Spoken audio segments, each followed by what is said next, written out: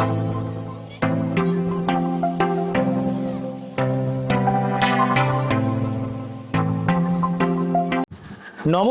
আমি সুকৃতি দান। আশা করি আপনারা সবাই ভালো আছেন। আপনারা সবাই দেখছেন অ্যাস্ট্রো সলিউশন।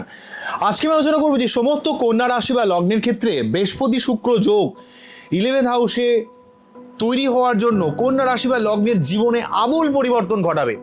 এক তো উচ্চস্থ বৃহস্পতি 11th হাউসে অবস্থান করছে, এটা বিশাল একটা পরিবর্তনের সম্ভাবনা, জীবনের সার্বিক দিক থেকে একটা উন্নতির যোগ কিন্তু তৈরি করবে সমস্ত কন্যা রাশি বা লগ্নের ক্ষেত্রে। যেহেতু কন্যা রাশি বা লগ্নের ক্ষেত্রে সপ্তমপতি এবং চতুর্থপতি উচ্চস্থ হয়ে একাদশভাবে অবস্থান করছে, এটা বিশাল একটা পরিবর্তনের সুযোগ কিন্তু সমস্ত কন্যা রাশি বা লগ্নের মানুষকে দেবে। এবং সেই সঙ্গে এই নিয়ে অলরেডি আমি ভিডিও করেছিলাম, যদিও বোর্ড ওয়ার্কে ভিডিও করিনি, তাই সম্পূর্ণ ব্যাপারটা আপনাদের কাছে তুলে ধরার চেষ্টা করব। সমস্ত কন্যা রাশি বা লগ্নের মানুষেরা একটু মন দিয়ে শুনুন আমি কি বলতে চাইছি। তো বৃহস্পতি এবং শুক্র, বৃহস্পতিদেব এখানে 2 জুন থেকে 31 অক্টোবর পর্যন্ত অবস্থান করবে, আর শুক্রদেব 8 জুন থেকে 4 জুলাই পর্যন্ত অবস্থান করবে। শুক্রদেবের অবস্থানটা খুবই অল্প সময়, মোটামুটি 26-27 দিনের মতো অবস্থান। তাহলে এই 26-27 দিনই সময়কাল কিন্তু বৃহস্পতি শুক্র যোগ কিন্তু তৈরি হয়ে থাকবে। তাই এই যোগটা, এই রাজযোগ, এই একটা মহাযোগ সমস্ত কন্যা রাশি বা লগ্নের জীবনে আমূল পরিবর্তন ঘটাবে। দেখুন, অ্যাকচুয়ালি এর মেন কারণ হচ্ছে একাদশ ভাব মানেই হচ্ছে যে কোনো প্রাপ্তিযোগ বা যে কোনো স্বপ্নপূরণের ভাব। তো এই স্বপ্নপূরণের ভাবে যখনই কোনো শুভ গ্রহ চলে আসে, সে কিন্তু আপনার জীবনে অনেক শুভোত্তর ঘটনা ঘটানোর চেষ্টা করে। তো এখানে বৃহস্পতিদেব যেহেতু সপ্তমপতি এবং এই ঘরটার মালিক, সপ্তমপতি এবং চতুর্থপতি, সপ্তমপতি এবং চতুর্থপতি হয়ে, মানে এই ঘর এবং এই ঘরের মালিক হয়ে যেহেতু 11th হাউসে উচ্চস্থ হয়ে অবস্থান করছে 31 অক্টোবর পর্যন্ত, তাই শুধুমাত্র বৃহস্পতিদেবের জন্য আপনাদের রিলেশনশিপ সংক্রান্ত ব্যাপারে, আপনার কর্মকেন্দ্রিক ব্যাপারে, অর্থলাভের ব্যাপারে, ব্যবসার ব্যাপারে, পাবলিক ডিলিংসের ব্যাপারে, ভালো মানুষের সান্নিধ্যের ব্যাপারে সার্বিক একটা হেল্প কিন্তু সমস্ত কন্যা রাশি বা লগ্নের মানুষেরা পাবেন।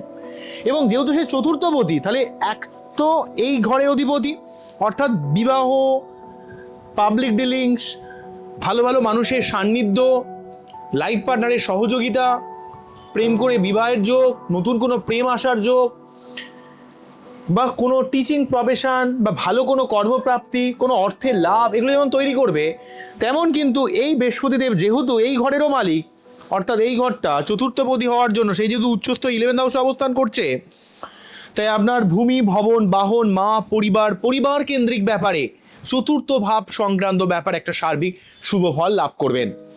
মানসিক শান্তির ব্যাপারে, মায়ের শরীর স্বাস্থ্য সংক্রান্ত ব্যাপারে, সার্বিক সমস্যা নির্মূলের দিক থেকে, ঘরবাড়ি করার ব্যাপারে, বাড়ি রিপেয়ারিং দিক থেকে, গাড়ি কেনা, এই সংক্রান্ত চতুর্থ ভাবের যতগুলো কারকতা রয়েছে সেই সংক্রান্ত ব্যাপারে সমস্ত কন্যা রাশি বা লগ্নের মানুষেরা কিন্তু শুভ ফল লাভ করবেন। শুধুমাত্র আগে বলি ইন্ডিভিজুয়াল ফলটা, তারপরে বলবো যৌথ ফলটা। অন্যদিক থেকে শুক্রদেব যেহেতু আপনাদের ক্ষেত্রে নবমপতি এবং দ্বিতীয়পতি, সেই যেহেতু 11th হাউসে প্রবেশ করছে, তাই আপনাদের ক্ষেত্রে অর্থকেন্দ্রিক দিক থেকে, জীবনের সার্বিক প্রাপ্তিযোগ বা জীবনের সার্বিক স্বপ্ন পূরণের দিক থেকে শুক্র বিশেষভাবে হেল্প করবে। বিশেষ করে সে যেহেতু নবমপতি হয়ে যেহেতু সে 11th হাউসে প্রবেশ করছে, আধ্যাত্মিকতা, উচ্চশিক্ষা, অর্থ, কর্ম, আপনার রিলেশনশিপ, যেই জায়গায় আপনি ভাগ্য উন্নতি চাইছেন সেই জায়গায় একটা সার্বিকভাবে ভাগ্য উন্নতি করানোর চেষ্টা করবে। বিশেষ করে teaching profession, media line, creative line, artistic line, ওষুধ সংক্রান্ত কোনো কাজ, ব্যাংকিং সংক্রান্ত কোনো কাজ, আইটি প্রফেশন রিলেটেড কাজ, যে কোনো প্রফেশনে সার্বিক একটা শুভত্বের বাতাবরণ কিন্তু বৃহস্পতি শুক্র যোগ তৈরি করবে। তবে যেহেতু শুক্রদেব নবমপতি, সে যেহেতু 11th হাউসে প্রবেশ করছে, তাই আপনার অর্থ সম্পর্কিত ব্যাপারে একটা ভাগ্যের সহযোগিতা আপনারা পাবেন। অন্যদিক থেকে শুক্রদেব যেহেতু দ্বিতীয়পতি হয়ে 11th হাউসে, তাহলে দ্বিতীয়পতি 11th হাউসে প্রবেশ করা মানেই অর্থ সম্পর্কিত ভাবের অধিপতি যখন অর্থ ইনকামের ভাবে বসে যায়, তখন কিন্তু আপনার অর্থ ইনকাম অনেকটা বেড়ে যায়। তাহলে শুক্রের এই অবস্থান অলরেডি কিন্তু নবমপতি এবং দ্বিতীয়পতি হওয়ার জন্য ভাগ্যের উন্নতি, আপনার আধ্যাত্মিকতার দিক থেকে, উচ্চশিক্ষার দিক থেকে, গবেষণা রিলেটেড ব্যাপারে, কর্মকেন্দ্রিক ব্যাপারে, সার্বিক ব্যাপারে একটা ভাগ্যের সহযোগিতা আসবে। এমনকি অর্থ সেভিংসের ব্যাপারে, প্রচুর অর্থ ইনকামের ব্যাপারে অনেকটা কিন্তু হেল্প করবে।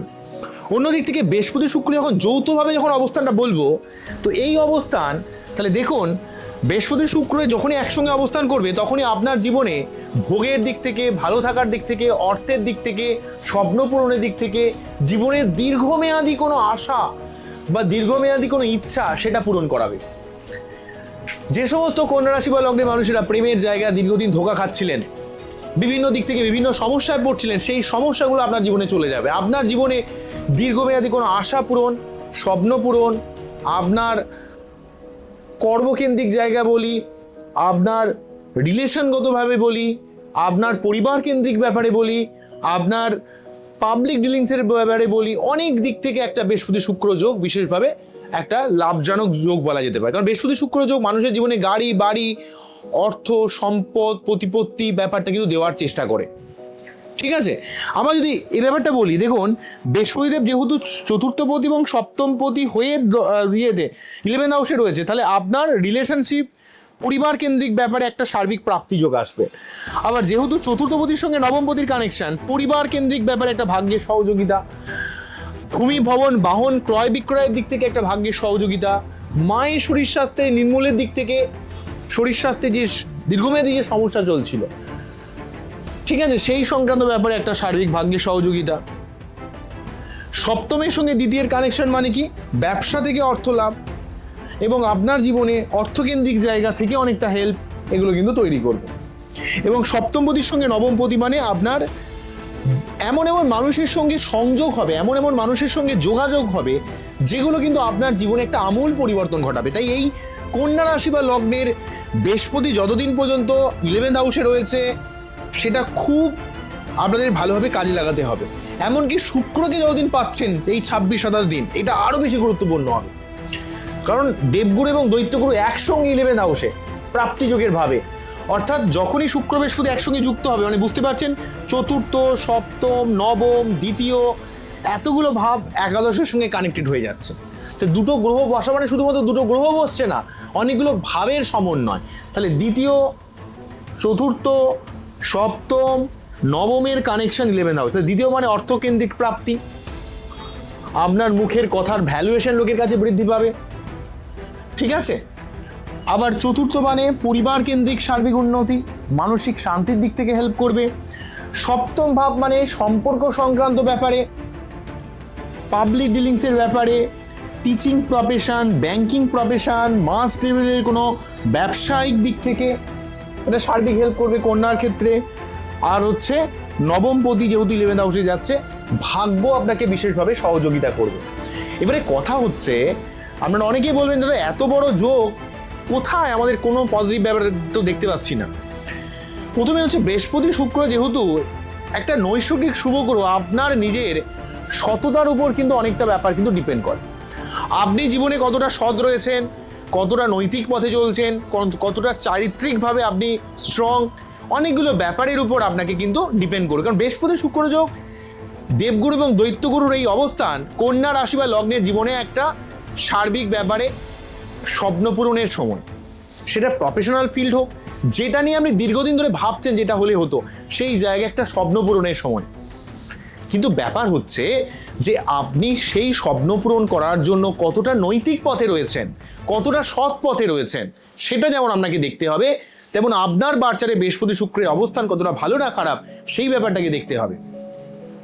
বোঝা গেল কি বললাম? এবং আপনাকে ধৈর্যশীলতা, সততা, লড়াই, হার্ড ওয়ার্কিং, জীবনের সঠিক লক্ষ্য রাখতে হবে, এগিয়ে চলতে হবে। এই সামান্য কোনো টেম্পোরারি ডিফিট বা বাধার মধ্যে পড়ে গেল, আমি ভাবলে আমার জীবন সব শেষ হয়ে গেল, এমন ভাবলে আপনাকে হবে না, এটা মনে রাখতে হবে আপনাকে। তো এই যোগ অবশ্যই অনেক পজিটিভ যোগ, কিন্তু আপনি জীবনে কতটা পজিটিভভাবে কাজে লাগাবেন তা নির্ভর করছে আপনি কতটা নৈতিক পথে চলছেন, কতটা আপনি ধৈর্যশীল রয়েছেন, এই ব্যাপারটা কিন্তু দেখতে হবে। আচ্ছা, আরেকটা ব্যাপার বলবো, দেখুন তো বৃহস্পতি শুক্র যোগ যেমন গুরুত্বপূর্ণ, যেমন বৃহস্পতি শুক্র যৌথভাবে পঞ্চম ভাবের উপর দৃষ্টি প্রদান করছে সমসপ্তমের দৃষ্টির মাধ্যমে। তাহলে পঞ্চম ভাব মানে প্রেমের ভাব, তাহলে সপ্তম পতি অলরেডি আপনাদের পঞ্চম ভাবকে দেখছে, তাহলে নতুন কোনো প্রেম আসতে পারে বা প্রেম করে বিবাহের সম্ভাবনা বাড়তে পারে। আপনার প্রফেশনাল ফিল্ডে বুদ্ধির মাধ্যমে অনেক উন্নতি হতে পারে, এই ব্যাপারটা থাকছে। আবার দেখুন বৃহস্পতি শুক্র একসঙ্গে যেহেতু ডিরেক্টলি পঞ্চম ভাবের উপর দৃষ্টি প্রদান করছে, যারা সন্তান প্ল্যানিংয়ের কথা ভাবছেন, পড়াশোনার চেষ্টা করছেন, যে কোনো কাজটাকে টেনে বার করে আনার চেষ্টা করছেন, সেই জায়গায় আপনার জীবনে কিন্তু অনেকটা হেল্প করবে। এবং আপনাদের পঞ্চম ভাবে শুধু শুক্রের প্রভাব আপনার প্রেমের ব্যাপারে, পড়াশোনার ব্যাপারে, সন্তানের ব্যাপারে, ভাগ্য উন্নতির ব্যাপারে এবং ঐশ্বরিক সাহায্য লাভ আপনারা কিন্তু অবশ্যই লাভ করবেন, যেহেতু এখানে পঞ্চমভাবে এতগুলো গ্রহের প্রভাব কিন্তু চলে আসছে। ঠিক আছে?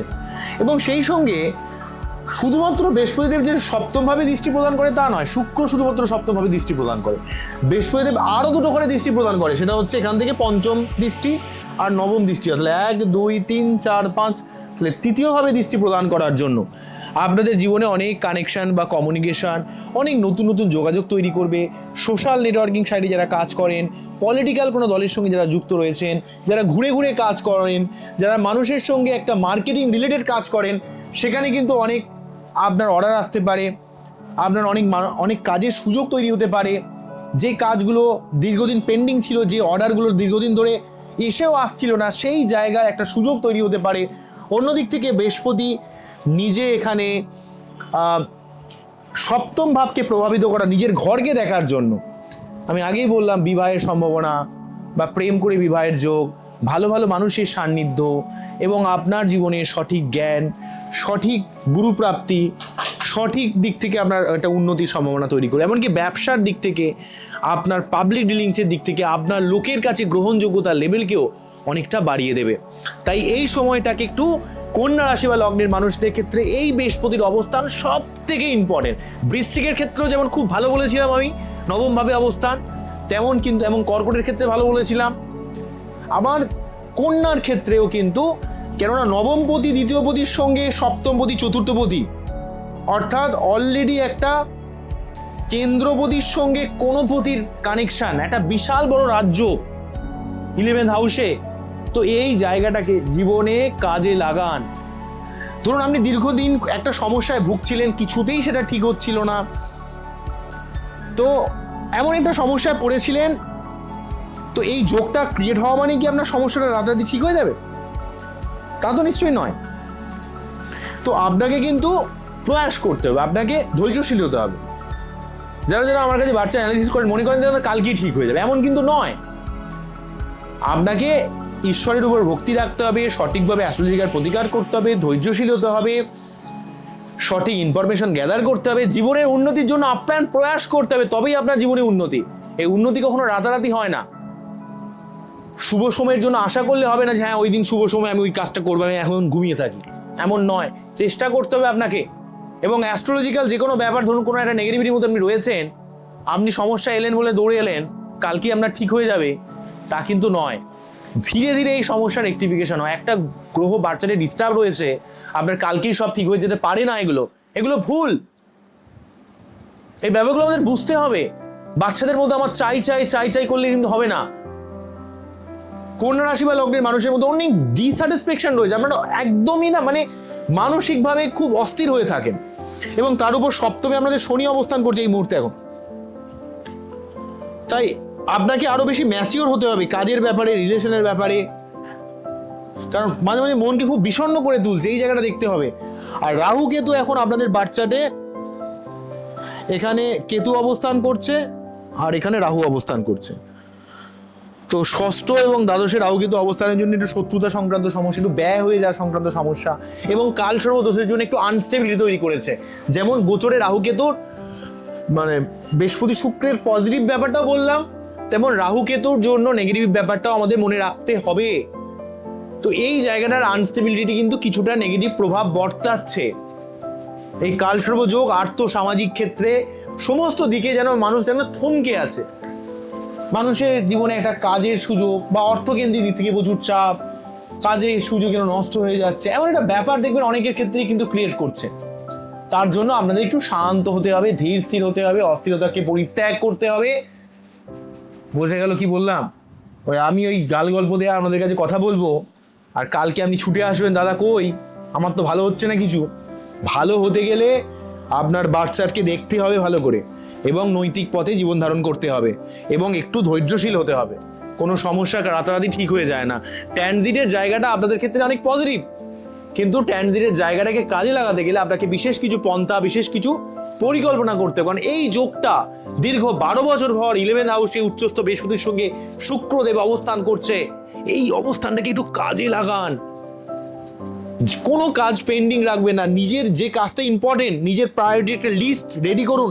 এই 8 তারিখ থেকে আপনারা 8ই জুন থেকে 4th জুলাই পর্যন্ত নিজেদের প্রায়োরিটি লিস্টগুলোকে রেডি করুন, সেগুলোকে করার চেষ্টা করুন।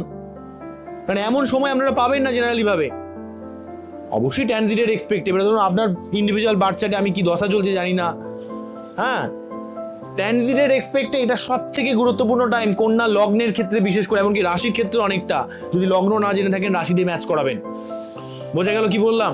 তো আজকে এখানেই থামছি, আবারও দেখা হবে নতুন কোনো ভিডিও নিয়ে। আমরা খুব ভালো থাকুন, অ্যাস্ট্রো সলিউশন দেখতে থাকুন। নমস্কার, থ্যাংক ইউ।